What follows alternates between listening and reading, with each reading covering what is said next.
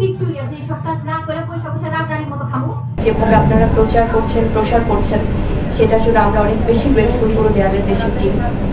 আর এখানে যিনি ডিরেক্টর এই সিনেমার তিনি হচ্ছেন আমাদের মিশুক পনি ভাইয়া। সো মিশুক পনির এটা হচ্ছে ওনার first film, if I am not রং।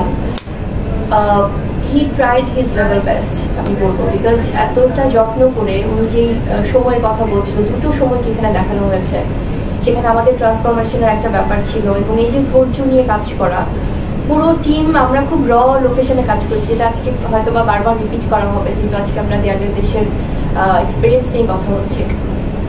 তো সেখান থেকে যেটা হয় যে আসলে ওভারঅল যখন থেকে আমার সাথে প্রজেক্টটা নিয়ে কথা হয়েছিল মিশুক ভাই, তখন তো ওভাবে আসলে আমি প্রথমেই একটু কনফিউজ ছিলাম যে আচ্ছা, যেহেতু প্রথম নতুন একজন ডিরেক্টর কাজ করছেন এবং পার্সোনালি আমার তরুণ যারা এখন কাজ করছেন ডিরেক্টর, কারণ এখন তো তারা সময়টাকে খুব মাথায় রেখে কাজ করে, খুব স্মার্টনেস আছে না, যে স্মার্টেস্ট একটা ওয়েতে আসলে কাজ করে।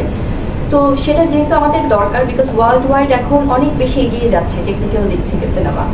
তো আমরা আমাদের লিমিটেশনসের জায়গা থেকে ট্রাই করেছি এবং মিশুক ভাই যখন আমাকে সিনোপসিস পাঠালো, স্ক্রিপ্ট পাঠালো, তখনই আমার কাছে মনে হলো যে আমার ক্যারিয়ারে দেয়ালের দেশ এই সিনেমাটা একটা অন্যরকম আসলে অভিজ্ঞতা যোগ করবে এবং খুব সুন্দর একটা সিনেমা হয়ে থাকবে। সেটা আমার ব্যক্তিগত মতামত, কারণ আমার কাজ করতে যে এতটাই ভালো লেগেছে।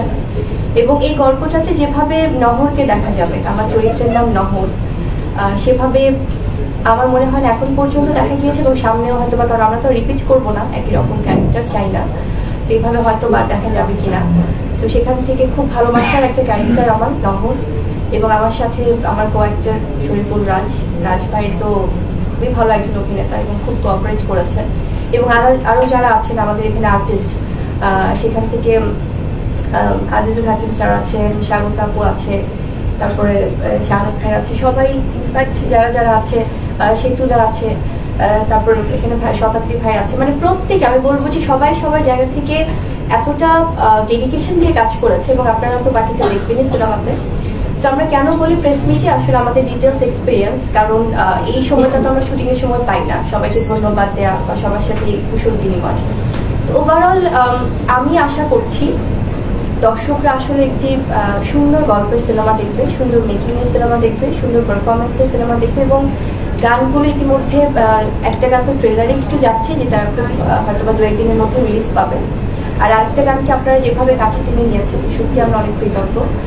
আর এখানে অন্যান্য যারা টেকনিশিয়ান টিম কাজ করেছে, আমাদের ডিওপি শাহিন রনি ভাই ভীষণ দুর্দান্ত কাজ করেছে, এবং রিপোর্ট নাত্তা সাউন্ডে, এবং যারা মিউজিক ডিরেক্টর, সিঙ্গার যারা ছিলেন প্রত্যেকে, camera person, makeup person, costume, সবার প্রতি আমার অনেক কৃতজ্ঞতা। আর বাকিটা ঈদের দিন পর্যন্ত আমরা ওয়েট করছি, ঈদের দিন থেকে সিনেমা হলে সবাই ফুল সিনেমা দেখতে পাবে।